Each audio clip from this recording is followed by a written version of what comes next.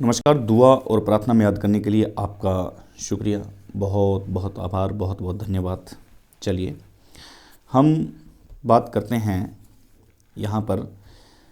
आज एक सनसनी, एक ऐसा गांव, एक ज़बरदस्त गांव आपने सुना होगा।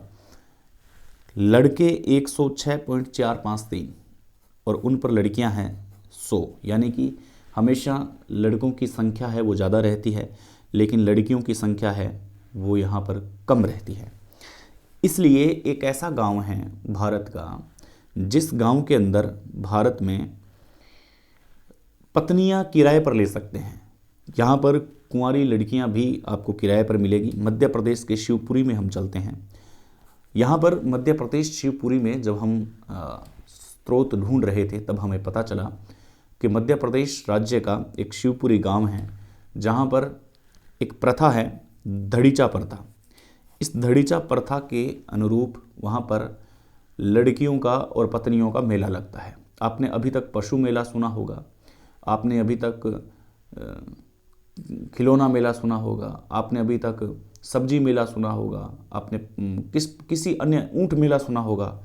बहुत प्रकार के आपने मेले सुने होंगे, लेकिन क्या आपने आज से पहले कभी महिला मेला भी सुना है? आपने किराए पर चीज़ें बहुत ली होगी। आपने मोबाइल किराए पर लिया होगा, आपने टैक्सी किराए पर ली होगी, आपने बस किराए पर ली होगी, आपने खाने पीने का सामान है वो लिया होगा, आपने रेंट पे मकान लिया होगा। लेकिन क्या आपने कभी किसी औरत को किराए पर लिया है, और वो भी स्टाम्प के साथ में? अगर नहीं लिया है तो आप समझें और आप मध्य प्रदेश शिवपुरी में जा भी सकते हैं, ये आपकी इच्छा है। मध्य प्रदेश शिवपुरी एक ऐसा गांव है जहां पर एक धड़ीचा प्रथा का आयोजन होता है। ये आज से नहीं, ये कई वर्षों से चलती आ रही है।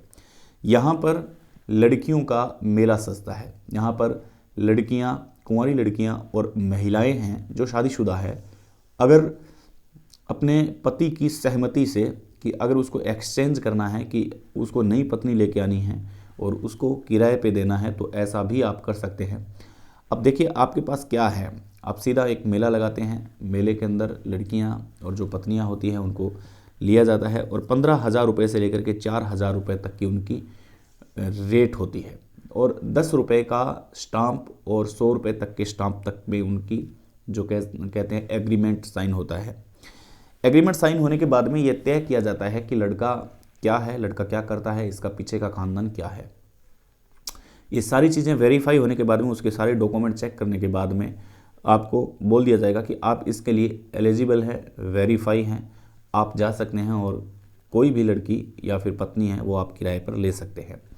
इसके बाद में जो लड़का पक्ष के जो लोग होते हैं वो वेरीफाई करते हैं लड़की को, कि लड़की का चाल चलन ठीक है, उसका परिवार कैसा है, वो कैसी है, दिखने में कैसी है। इसके बाद में यहाँ पर आप 10 रुपये से लेकर के 100 रुपये तक के स्टाम्प को आप वेरीफाई करके डॉक्यूमेंट बना करके और तैयार कर सकते हैं, और एक आप पत्नी और लड़की ला सकते हैं, और वो आप 6 महीने तक अपने पास रख सकते हैं। इसके बाद में 6 महीने के बाद में आपका इकरारनामा, आपका एग्रीमेंट साइन किया हुआ वो ख़त्म हो जाएगा, और इसके बाद में आपको वापस लौटाना पड़ेगा जहाँ पर लड़की का और पत्नी का एग्रीमेंट घर होता है। अगर 6 महीने के अंदर आप दोनों की बॉन्डिंग ठीक बैठ जाती है और आप दोनों अच्छे से बैठ जाते हैं कि हाँ ठीक है, हमें बाकी ज़िंदगी भी साथ में बितानी पड़ेगी, तो इसके लिए आप वापस 10 रुपये का एक स्टाम्प लाएंगे और किराया है जो उसके पति को देंगे, और बाद में आप वापस 6 महीने की वैलिडिटी बढ़ा सकते हो। ये जितना सुनने में अजीब लग रहा है उतना ही इसको देखने में अजीब लगेगा। मध्य प्रदेश सरकार में ये कार्य है जो आज भी धड़ल्ले से चल रहा है, और इसकी प्रथा है धड़ीचा प्रथा जो बताई गई। अब पुरुष कहाँ से होगा, कैसे होगा, वो आसपास के गांवों से होगा। ऐसा नहीं है कि आप बाहर से जा रहे हैं तो आप बाहर से ला सकते हैं। आपको अगर जाना है तो सबसे पहले यहाँ की धड़ीचा प्रथा के बारे में जानना पड़ेगा, वहाँ के आपको रिहायशी इलाके में रहना पड़ेगा, वहाँ के डॉक्यूमेंट तैयार कराने पड़ेंगे।